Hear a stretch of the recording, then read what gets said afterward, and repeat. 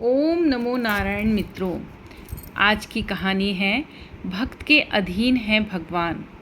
नाम से ही पता लगता है कि भगवान हमेशा अपने भक्तों के वश में ही रहते हैं।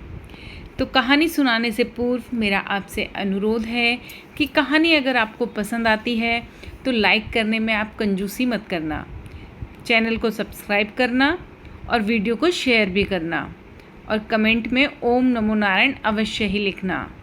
तो आज की कहानी हम शुरू करते हैं। भक्त के अधीन भगवान। एक कसाई था सदना। बहुत ही ईमानदार था और हमेशा भगवान के कीर्तन और उनके सुमिरन में मस्त रहता था। कसाई था तो उसका काम भी था मांस काटना। मांस काटते काटते और बेचते हुए भी वो सदैव ही भगवान का गुणगान गाता रहता था। एक दिन वह अपनी धुन में मस्त था और कहीं जा रहा था कि उसके पैर से कोई पत्थर टकरा गया। वह थोड़ा रुका। उसने देखा एक काले रंग का गोल पत्थर उसके पैर से टकरा गया है। उसने वह पत्थर उठा लिया और अपनी जेब में रख लिया, यह सोचकर कि यह मांस तोलने के काम आ जाएगा। वापस वह अपनी दुकान पर आया। उसने वह पत्थर मांस के वजन को तोलने के काम में लगा लिया। कुछ ही दिनों में उसने समझ लिया कि यह कोई साधारण पत्थर नहीं है। जितना वजन उसको तोलना होता है, पत्थर उतने वजन का ही हो जाता है। धीरे धीरे ये बात फैलने लगी कि सदना कसाई के पास वजन करने वाला पत्थर है। वह जितना चाहता है पत्थर उतना ही तोल देता है। किसी को 1 किलो मांस भी देना होता तो तराजू में उस पत्थर को एक तरफ डालने पर दूसरी ओर 1 किलो का मांस ही तुलता। अगर किसी को 2 किलो चाहिए होता तो वह पत्थर 2 किलो का हो जाता। इस चमत्कार के कारण उसके यहाँ हमेशा लोगों की भीड़ जुटने लगी। अब भीड़ जुटने के साथ ही सदना की दुकान की बिक्री भी बढ़ गई, क्योंकि बात हर तरफ फैल चुकी थी। बात एक शुद्ध ब्राह्मण तक भी पहुँची। हालांकि वह ऐसी अशुद्ध जगह पर कभी जाता नहीं था जहाँ पर मांस कटता हो व बिकता हो, लेकिन चमत्कारिक पत्थर को देखने की जागरूकता उसके भी मन में हुई। उसे सदना की दुकान तक खींच लाई।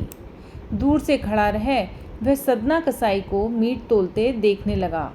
उसने देखा कि कैसे वह पत्थर हर प्रकार के वजन के बराबर हो जाता है। ध्यान से देखने पर उसके शरीर के रोंगटे खड़े हो गए। भीड़ के छंटने के बाद ब्राह्मण सदना कसाई के पास गया। ब्राह्मण को अपनी दुकान में आया देखकर सदना कसाई प्रसन्न भी हुआ और आश्चर्यचकित भी हुआ। बड़ी ही नम्रता से सदना ने ब्राह्मण को बैठने के लिए स्थान दिया और पूछा कि वह उनकी क्या सेवा कर सकता है। ब्राह्मण बोला, तुम्हारे इस चमत्कारिक पत्थर को देखने के लिए ही मैं तुम्हारी दुकान पर आया हूँ, या यूँ कहें कि ये चमत्कारी पत्थर ही मुझे खींचकर तुम्हारी दुकान पर ले आया है। बातों ही बातों में उन्होंने सदना कसाई को बताया कि जिसे तुम पत्थर समझ रहे हो वो और मांस तोल रहे हो, वो वास्तव में शालिग्राम जी हैं, जो कि भगवान का ही स्वरूप होते हैं। शालिग्राम जी को इस तरह गले कटे मांस के बीच में रखना व उनसे मांस तोलना बहुत बड़ा पाप है। सदना बड़ी ही सरल प्रकृति का भक्त था। ब्राह्मण की बात सुनकर उसे लगा कि अनजाने में मैं बहुत बड़ा पाप कर रहा हूँ। अनुनय विनय करके सदना ने वह पत्थर शालिग्राम उस ब्राह्मण को दे दिया और कहा कि आप तो ब्राह्मण हैं, अतः आप ही इनकी सेवा परिचर्या करके इन्हें प्रसन्न करें। मेरे योग्य कुछ सेवा हो तो मुझे अवश्य बताएं। ब्राह्मण उस शालिग्राम शिला को बहुत सम्मान से घर ले आए। घर आकर उन्होंने श्री शालिग्राम को स्नान करवाया, पंचामृत से अभिषेक किया व पूजा अर्चना आरंभ कर दी।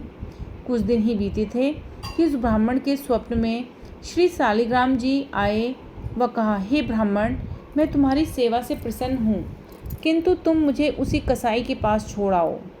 स्वप्न में ही ब्राह्मण ने कारण पूछा तो उत्तर मिला कि तुम मेरी अर्चना पूजा करते हो, मुझे अच्छा लगता है, परंतु जो भक्त मेरे नाम का गुणगान कीर्तन करते रहते हैं उनको मैं अपने आप को भी बेच देता हूँ। सदना तुम्हारी तरह मेरा अर्चन नहीं करता, परंतु वह हर समय मेरा नाम गुण गाता है रहता है। जो कि मुझे अच्छा लगता है, इसीलिए तो मैं उसके पास गया था। ब्राह्मण अगले ही दिन सदना कसाई के पास गया। वह उसको प्रणाम करके सारी बात बताई और शालिग्राम जी को उन्हें सौंप दिया। ब्राह्मण की बात सुनकर सदना कसाई की आंखों में आंसू आ गए।